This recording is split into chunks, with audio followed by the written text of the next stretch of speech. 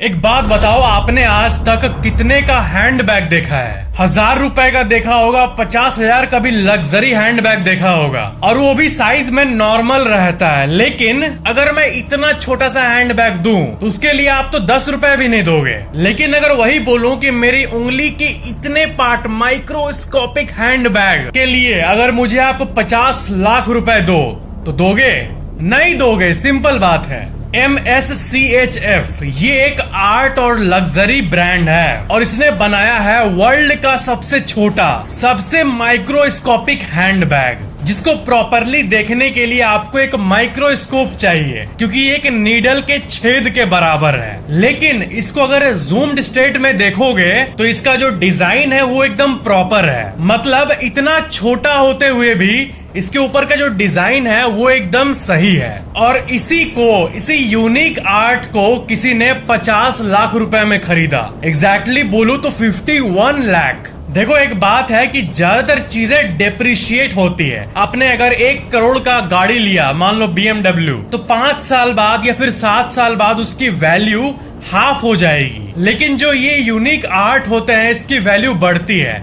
एक बात बताओ, आप अगर आज जूता खरीदोगे 5000 का, तो 2 साल बाद अगर आप किसी को बेचोगे, वो मान लो अच्छा क्वालिटी का जूता है, नामी, तो बेचोगे तो 5000 का 1000 मिल सकता है, डेप्रिशिएटेड वैल्यू। लेकिन अगर आप वही कोई लिमिटेड एडिशन, जो नाइकी और बाकी कंपनीज के लिमिटेड एडिशन आते हैं, उसको अगर आप साल 2011 में भी लेते तो उसका वैल्यू अभी 10 गुना बढ़ चुका होता, क्योंकि वो और प्रोडक्शन में नहीं है, तो सप्लाई है नहीं उसका, लेकिन डिमांड है, तो वैल्यू बढ़ गई। तो वैसे ही ये जो चीजें हैं जिसको 50 लाख में खरीदते हैं ये लोग, इनका वैल्यू कभी डेप्रिशिएट नहीं होता है, बढ़ते रहता है इन्फ्लेशन के हिसाब से। जैसे 50 लाख आज 50 लाख है, लेकिन 20 साल बाद यही 50 लाख करीब 30 लाख के बराबर हो जाएगा। मतलब वही कि आज से 80 साल बाद 1 करोड़ रुपया में एक घर चलेगा, पता है, इन्फ्लेशन के चलते। तब हम बोलेंगे कि साल 2020 या 23 के आसपास हम लोग 1 करोड़ रुपए को कितना ज्यादा मानते थे। लोग को कमाने में जिंदगी भर लग जाता था,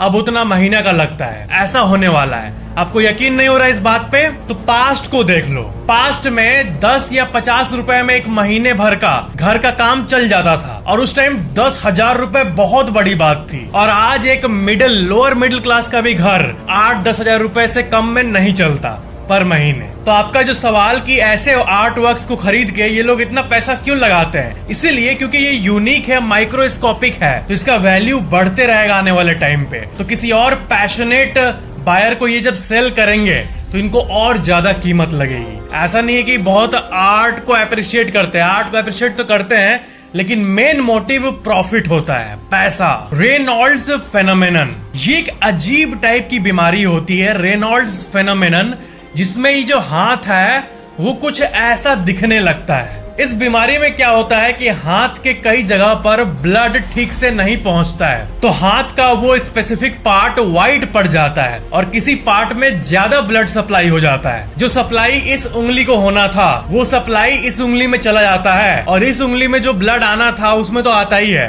तो डबल ब्लड चला जाता है। मतलब मेडिकली ब्लड की मात्रा एक जगह पे ज्यादा कॉन्सेंट्रेट हो जाती है, तब ऐसा कुछ होता है। और इस बीमारी की सबसे खतरनाक बात है कि इसका कोई क्योर भी नहीं है, ये ठीक नहीं हो सकता, ये सर्जरी से ही ठीक होता है।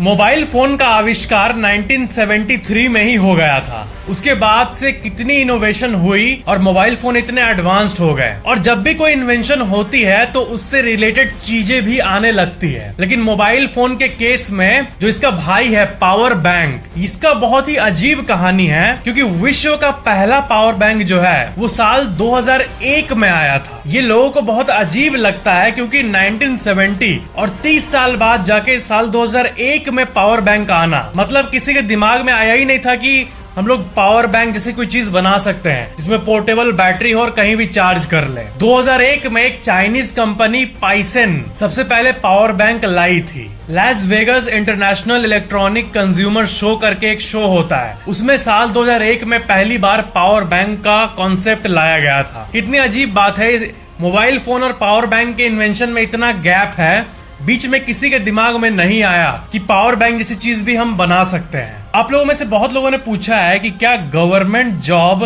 करने वाले जो लोग हैं क्या वो बिजनेस कर सकते हैं, या फिर बहुत लोगों मन में सवाल आता है कि जो गवर्नमेंट के लिए काम करते हैं क्या उनका कोई प्राइवेट बिजनेस हो सकता है। तो इसका आंसर है नहीं। जो गवर्नमेंट का सर्विस कंडक्ट रूल्स होते हैं उनके हिसाब से वो एक्सक्लूसिवली गवर्नमेंट के लिए ही काम करते हैं और उनका अपना टाइम किसी बिजनेस में देना प्रोहिबिटेड होता है। अगर ऐसा कोई करते हुए पाया गया तो उसका टर्मिनेशन भी हो सकता है और सारे गवर्नमेंट एम्प्लॉइज को ये रूल मानना पड़ता है। लेकिन फिर भी आप कई लोगों को जानते होंगे जो गवर्नमेंट जॉब करते हैं लेकिन साथ में उनका बिजनेस भी है। ये ऐसे होता है, ये जनरली ऐसे वो करते हैं। होता ये है कि वो अपने वाइफ या फिर अपने बच्चे या फिर अपने किसी फैमिली मेंबर के नाम पे उस बिजनेस को रन करते हैं। जैसे बिजनेस को रजिस्टर वो फैमिली मेंबर के नाम पे करते हैं लेकिन उसका सब कुछ वो संभाल रहे होते हैं। तो ऐसे करके कुछ एम्प्लॉइज, कुछ गवर्नमेंट एम्प्लॉइज इस रूल को बाईपास करते हैं, क्योंकि अगर वो अपने नाम पर करें तो ये वायोलेशन ऑफ सर्विस कंडीशन हो जाएगा। अगर मैं आपसे बोलूं कि आप इस दुनिया में जितने लोग हैं सबके साथ एक सेल्फी लो तो क्या आप ले पाओगे?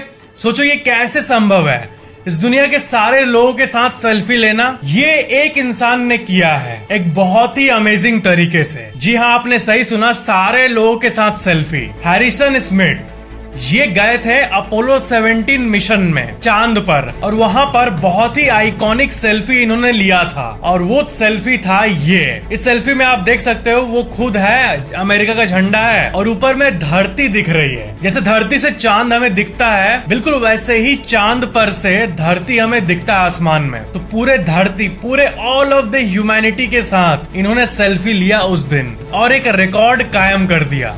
ये मैंग्युअन, ये एक टीनेजर लड़की थी जिसकी बहुत ही एक अजीब कहानी है, आपको बहुत ही अजीब लगेगा सुनने में। ये एक फ्लाइट में थी और फ्लाइट क्रैश कर गया। एशियाना फ्लाइट 214 नाम का फ्लाइट क्रैश कर गया साल 2013 में। लैंडिंग के समय सैन फ्रांसिस्को एयरपोर्ट में वो फ्लाइट क्रैश कर गया और क्रैश करने के बाद ज्यादातर लोग मर गए, लेकिन ये जो लड़की है ये समहाउ बच गई थी। प्लेन में आग लगने के बाद भी ये जहाँ बैठी थी वहाँ कुछ नहीं हुआ था और ये इमरजेंसी एग्जिट से बाहर निकल आई, लेकिन ये इंज्योर्ड थी। लेकिन हुआ ये कि ये प्लेन से बाहर आते आते बेहोश हो गई। अब बेहोश होके बाहर गिरी, तब तक थोड़ी देर बाद फायर फाइटर्स वाले आए आग को बुझाने के लिए। वो उसका लक था जो इतने अजीब सिचुएशन में भी वो जिंदा बच गई। प्योर लक था, इतने बड़े इवेंट में सारे लोगों में से वो बची।